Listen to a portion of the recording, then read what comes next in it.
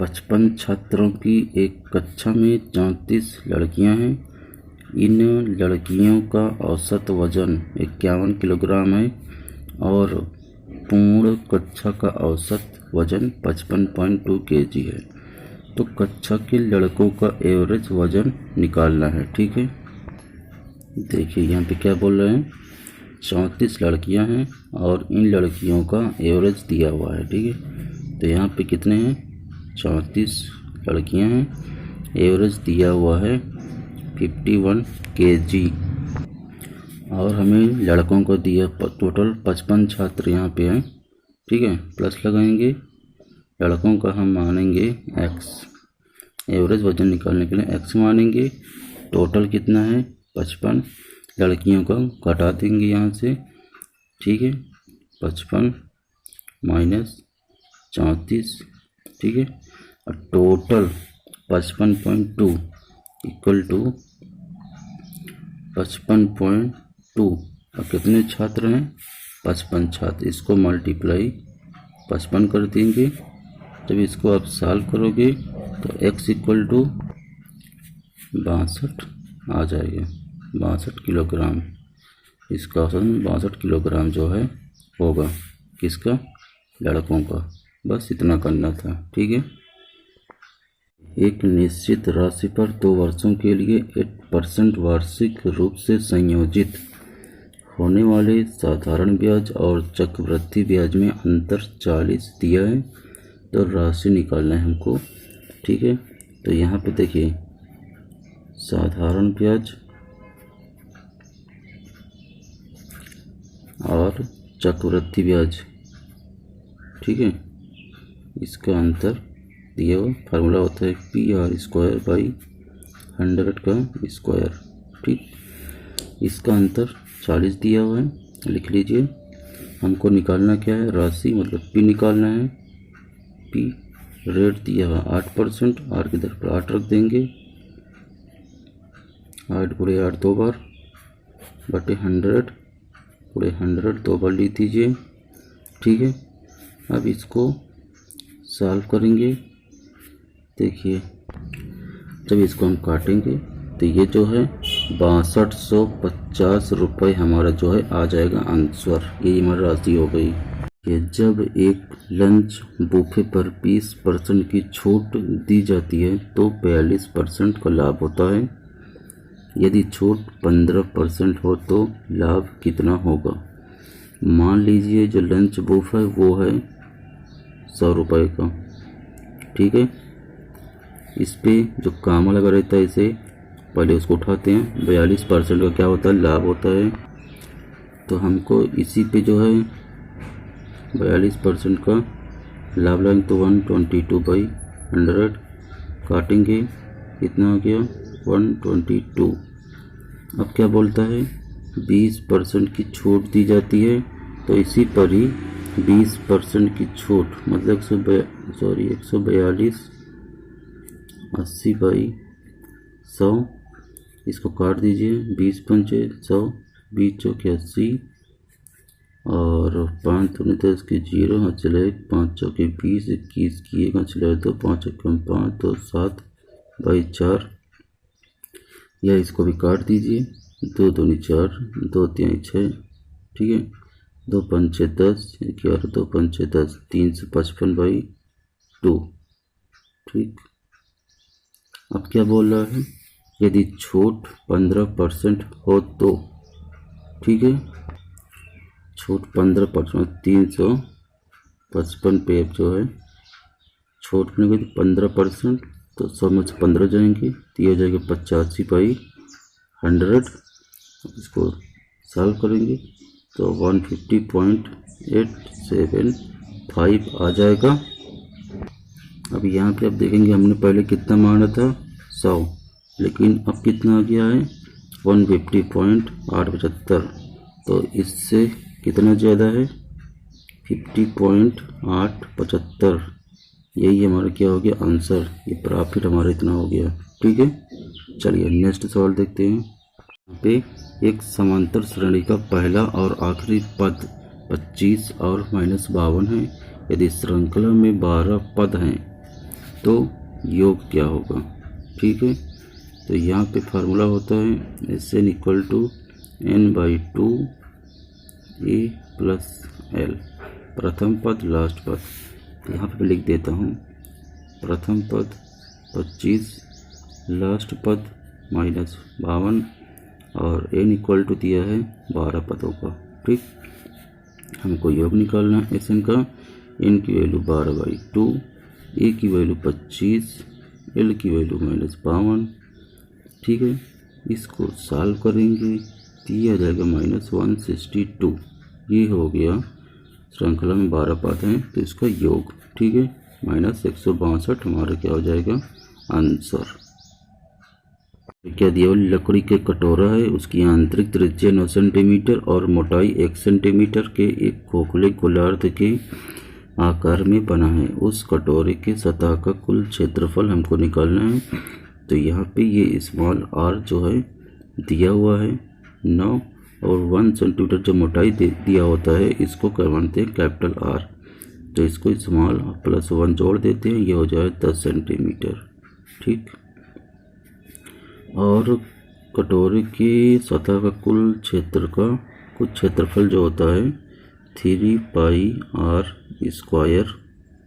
ठीक है, 3πr² plus πr² formula लगाएंगे। यहाँ से 3 पाई की वैल्यू 22/7, कैपिटल R कितना है 10 का स्क्वायर, प्लस पाई की वैल्यू 22/7, स्मॉल r कितना है 9 का स्क्वायर। इसको तब सॉल्व करेंगे तो ये 1197 वर्ग सेंटीमीटर जो है हमारा आंसर आ जाएगा। ठीक है, ये बहुत ही इंपॉर्टेंट क्वेश्चन है, देख लीजिएगा। क्या दिया हुआ है, एक घन के सभी किनारों की लंबाई का योग 84 सेंटीमीटर दिया है। इसका आयतन हमको निकालना है। ठीक है, हम निकालेंगे सबसे पहले एक घन की लंबाई। ये आ गया है एक किनारे की लंबाई 7 सेंटीमीटर। अब निकालेंगे घन का आयतन जो होता है वो भुजा का क्यूब होता है, इसको क्यूब करेंगे हम जो है। तो ये हमारा आंसर आ गया, घन का आयतन मतलब विश्व वॉल्यूम होता है, भुजा का क्यूब 7 क्यूब यहाँ पे है 343 घन सेंटीमीटर, हमारा आंसर आ गया है। नेक्स्ट सवाल देखते हैं। तो यदि प्रत्येक 500 रुपये कीमत वाले 4 दुपट्टों की खरीद पर एक दुपट्टा मुफ्त पाने की पेशकश की जाती है तो प्रत्येक दुपट्टे पर प्रभावित छूट क्या होगी। तो जो दुपट्टा मुफ्त मिलता है उसको लिखते हैं ऊपर और जितने दुपट्टों से खरीदता है उसको लिखते हैं नीचे और उस एक को भी ऐड कर देते हैं और मल्टीप्लाई 100 कर देते हैं। तो यहाँ से जो है प्रभावित छूट आ जाएगी आपकी 20%। ठीक है, बिल्कुल सिंपल है, जितना दिया होता है दुपट्टा मुफ्त में उसके नीचे इसको लिख लेते हैं और +1 करके मल्टीप्लाई 100 कर देते हैं बस। का क्षेत्रफल 1200 वर्ग सेंटीमीटर है और इसकी परिधि 140 सेंटीमीटर है। इसके विकर्ण की लंबाई हमको निकालना है। तो यहाँ पे क्या दिया हुआ है, आयत का क्षेत्रफल मतलब देखिए क्षेत्रफल इक्वल टू होता है L × P होता है। ठीक है, तो कितना है 1200 वर्ग सेंटीमीटर। ठीक है, और यहाँ पे क्या दिया हुआ है परिधि। तो परिधि फार्मूला लगाने पे L + B 70 आ गया है। ये आ गया हमारा L² + B², ये हो गया। ठीक है, ये हमारा आ गया 2500। हमको क्या निकालना है विकर्ण। ठीक है, तो यहाँ पे कितना हो जाएगा विकर्ण 50 सेंटीमीटर क्या आ जाएगा हमारा विकर्ण। यही हमारा हो गया आंसर। में बिंदु के 2-2,5 के प्रतिबिंब के निर्देशांक। ऐसे क्वेश्चन में एक बात हमेशा याद रखना कि x अक्ष बोलता है तो x अक्ष ये होता है, y अक्ष ये होता है। x अक्ष में -2 अगर है तो इसको सेम उतार देंगे, सेम टू सेम, और दूसरे वाले को माइनस लगा देंगे। प्लस है तो माइनस, ये होती है x। अगर यही बोल दे y अक्ष पे, ठीक है, बोल दे y अक्ष पे, तो हमको y सेम ऐसे ही उतार देना है और x माइनस है तो ये हो जाएगा 2 प्लस का 2। ये हमारा हो गया y अक्ष पे और ये हो गया x अक्ष पे। ठीक है, इसी के साथ वीडियो समाप्त करता हूँ। नमस्कार। ये एक कोण अपने अनुपूरक कोण का 2/3वां हिस्सा है। कोण की माप निकालना है। तो x इक्वल टू होता है 180 माइनस एक्स का 2/3 भाग। ठीक है, इसको सॉल्व करोगे आप लोग तो x इक्वल टू ये हो जाएगा 72 डिग्री। ये हमारा हो गया आंसर। क्वेश्चन बहुत से एग्जाम में पूछता है बिंदु a x,2 b -2, 1 और c 6 - 3 समरेख हैं तो x का मान निकालना है। ठीक है, तो ये होता है x1 y1, x2 y2, x3 y3 ये होता है। ठीक है, इसका एक फार्मूला होता है, लिख दे रहा हूँ मैं। ये हो गया x1 तो y2 - y3, x2 2 आ चुका तो 3 एक आएगा, 3 आ चुका तो 1 2 आएगा। ये होता है फार्मूला। ये होता है x1 y1, x2 y2, x3 y3 की वैल्यू रखेंगे यहाँ पे।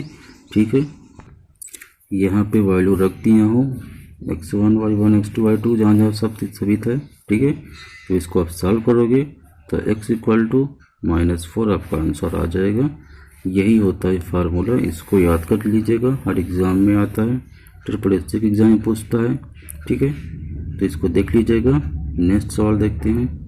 क्वेश्चन बहुत बार पूछता है SSC में कि एक विक्रेता है कुछ केले 1 रुपये में 2 के हिसाब से बेच देता है, खरीदता है, और 7 रुपये में 10 के हिसाब से बेच देता है, तो इसका क्या परिणाम होगा, है ना। तो ये क्वेश्चन बहुत पूछता है। तो इसमें ध्यान देने वाली बात ये है कि जो रुपया होता है, जैसे ये रुपया है तो इसको रखेंगे ऊपर, क्वांटिटी कितना है उसको रखेंगे नीचे, और फिर दूसरा कितना है 7 रुपये, कितना 10। ठीक है, इसमें को देखिए 2 का और 10 का एलसीएम लेंगे कितना आ जाएगा, 10 ही आएगा, चाहे 20 कर लीजिए। ठीक है, यहाँ पे उसी एलसीएम को जो है 10 से मल्टीप्लाई यहाँ करेंगे और 10 से मल्टीप्लाई यहाँ करेंगे, तभी इसको काटेंगे तो यहाँ पे आ जाएगा 5 और यहाँ पे आ जाएगा 7। तो यहाँ से देखिए 5 से 7 हो रहा है, कितने का डिफरेंस आ रहा है यहाँ पे 2 का। ठीक है, तो 2 आया है, 2 ऊपर लिखिए, कितने से आ रहा है 5 से, तो 5 नीचे लिखिए, मल्टीप्लाई 100 कर दीजिए, काटेंगे 20 और 20 दूनी 40, तो इसका परिणाम क्या होगा 40%। अब 40% क्या आपको आया, ये कोई पता नहीं चल पाया है ना।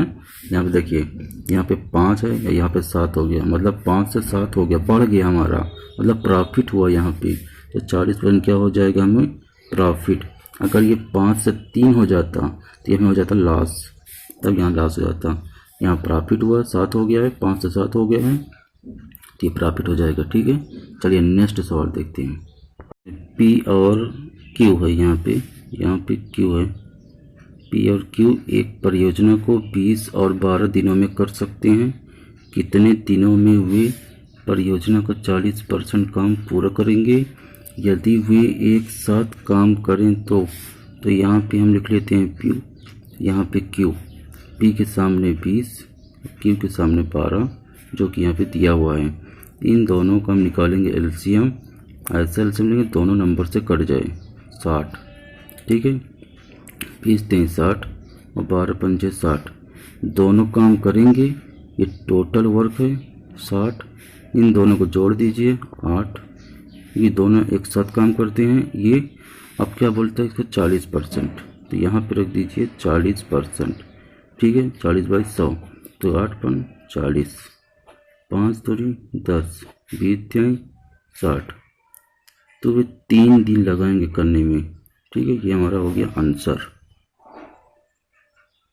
मेले की प्रवेश टिकट के मूल्य में 3:5 के रेशियो में वृद्धि करके मेले में आने वाले लोगों की संख्या 7:2 के अनुपात में कम हो गई। ठीक, तो कुल संकलन में किस रेशियो में वृद्धि होगी। तो यहाँ पे जो है ये जो है मूल्य है और ये है दर्शक। ठीक है, यहाँ पे लिख दे रहा हूँ। अब यहाँ पर देखिए कुल संकलन में किस रेशियो में वृद्धि या कमी हुई है, तो यहाँ पे क्या होगा, इसका मल्टीप्लाई करेंगे, इसका मल्टीप्लाई करेंगे, हमारा आंसर हो जाएगा 17 21 और 5 दूनी 10। इस रेशियो में जो है वृद्धि या कमी होगी, यही हमारा हो गया आंसर। और ये बहुत से बार एग्जाम में पूछ भी चुका है। ठीक है, SSC के एग्जाम में कई बार इसको देखा गया है।